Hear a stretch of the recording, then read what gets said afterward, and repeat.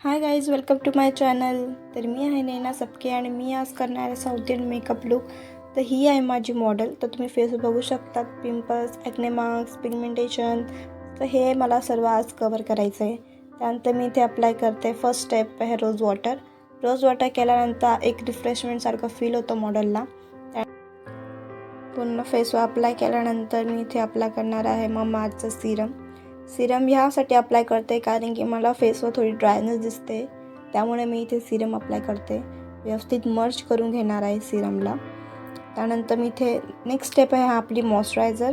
Serum, moisturiser, primer यांच्यामध्ये आपल्याला 30 second तरी दिलेच पाहिजे, टायमर दिलेच पाहिजे, तेव्हाच ते सेट होतं, ॲक्टिवेट होतं. त्यानंतर मी इथे अप्लाय करणार आहे इनसाईडचं प्रायमर. ते पूर्ण टी झोन एरिया अप्लाय करणार आहे. ओपन पोर जिथे आहे तिथे जास्त वेळ आपण प्रायमर अप्लाय करायचं आहे, म्हणजे मर्ज केल्यानंतर ते एक छान असा ग्लोईनेस येतो प्रायमर अप्लाय केल्यानंतर. त्यानंतर मी इथे अप्लाय करणार आहे हायलायटर.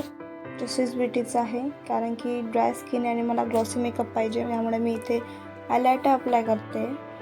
आणि हायलायटर पण टी झोन एरियावरच अप्लाय करणार आहे, आईच्या खाली अप्लाय करणार नाही आहे, नाहीतर ते एक वेगळंच विचित्र दिसतं.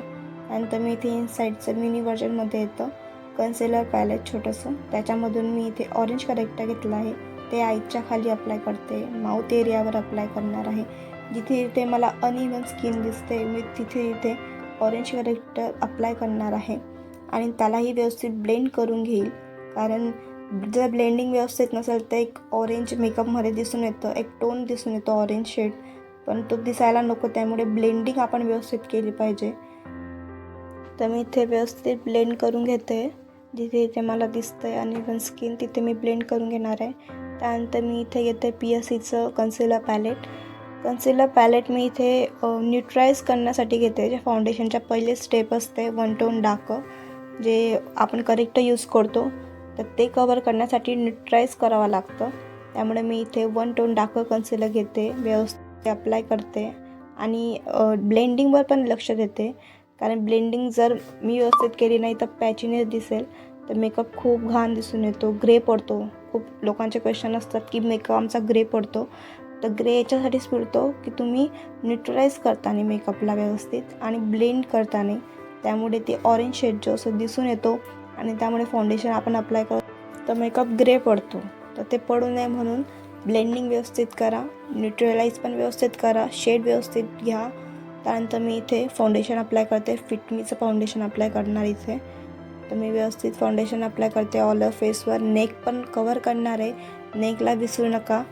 तर मी इथे ब्लेंड करते, सर्व जे पण मी अप्लाय केलं ते व्यवस्थित ब्लेंड करून घेणार आहे. अंडर आयच्या खालीसुद्धा ब्लेंड करायचं आहे, आणखी क्रीज पडतात, त्यामुळे व्यवस्थित ब्लेंड करायचं आहे तिथेसुद्धा. नेकवरसुद्धा व्यवस्थित ब्लेंड करून घ्यायचं, नाही तर पॅचेस पण पडतात नेकवर, मग ते काळी दिसते नेक आणि एक आपण मेकअप तर आपला चेहरा गोरा दिसतो आणि नेक काळी दिसते, तर ते विचित्र वाटतं. त्यामुळे ब्लेंडिंग व्यवस्थित करायची आहे. जो आपण फाउंडेशन शेड घेणार आहे फेसवर तोच फाउंडेशन शेड घ्यायचा आहे नेकवरसुद्धा. तर मी इथे व्यवस्थित ब्लेंड करते. फॉरहेडवर व्यवस्थित ब्लेंड करून घेणार आहे. त्यानंतर इथे मी नेकवर अप्लाय करते आणि इथे ब्लेंड करते. त्यानंतर मी इथे हायलायटर घेते. स्विस ब्युटीचं कन्सिलर घेते मी इथे. 2 टोन लायटर कन्सिलर घेते मी आणि ते कॉन्टोरसुद्धा करते मी सेम पॅलेटमधून.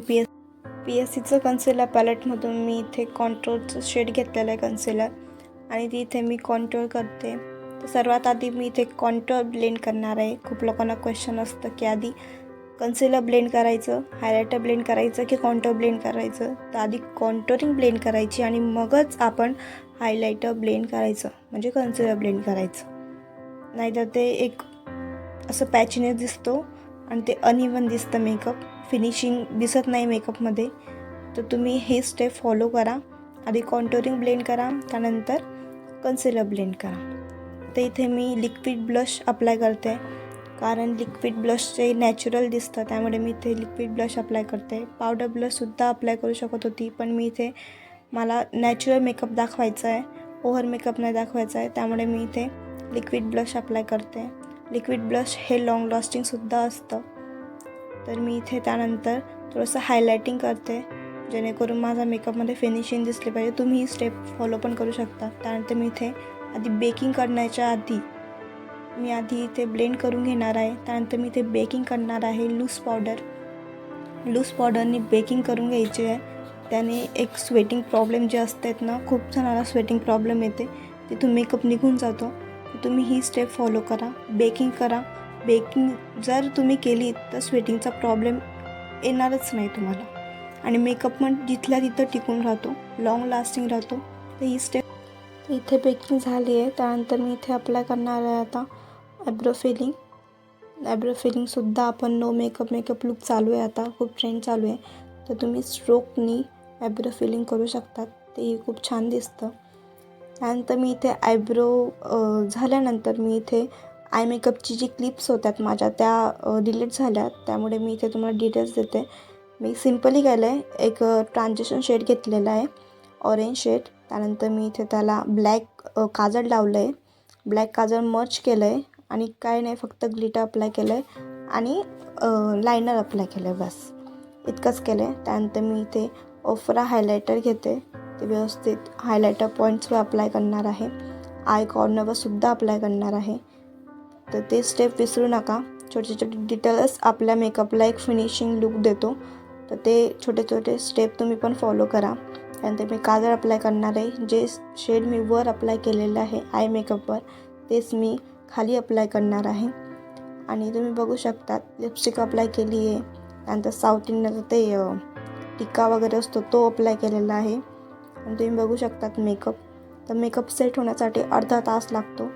तर त्यानंतर मी इथे सेटिंग स्प्रे अप्लाय करणार, जेणेकरून माझा मेकअप जिथल्या तर टिकला पाहिजे, लॉंग लास्टिंग राहायला पाहिजे. जर माझा मेकअप आवडला असेल, जर काही छोटे छोटे डिटेल्स आवडल्या असेल, थोडा पण हेल्पफुल राहिला असेल, तर लाईक करा, शेअर करा, सबस्क्राईब करा.